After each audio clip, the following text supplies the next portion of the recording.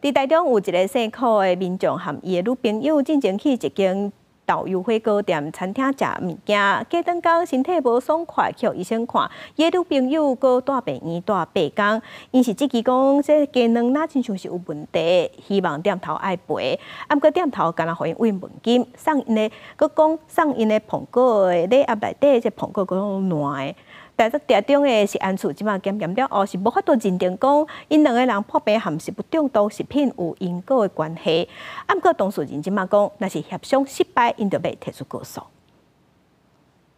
诊断证明顶面写患者因为感染性的落瀉，排便检出沙门氏的杆菌。台中一个柯先生女朋友最近来这间司机仔去食饭，了后身体无爽快，怀疑是店内所提供的菜料鸡卵有问题。肉类。然后还有他们请我们沾生鸡蛋当他们的酱料。柯先生讲，8月2号因来西屯这间司机仔店食饭，嘛照店家的建议，甲青鸡卵当作饮料。结果双人第2天吐骨流，9月初因两个人都去就医，女朋友搁住院8天。店家来慰问的时阵，送因烂起苹果，互因无法度接受，除了要求赔偿，嘛通报台中市食安处。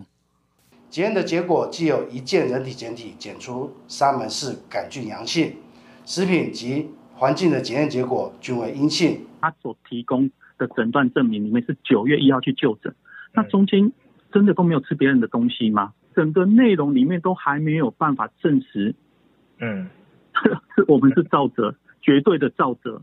食安处9月初日来稽查，发现冰箱压缩机无清气，甲冰箱的菜料无冚起来，才会缺失。照违反食安法，命令业者爱改善。9月初5复查及格，对着环境甲食品拢有采验，确定伫个豆素人的身躯顶验出沙门氏菌，不过无法度认定和食物中毒还是菜料有关系。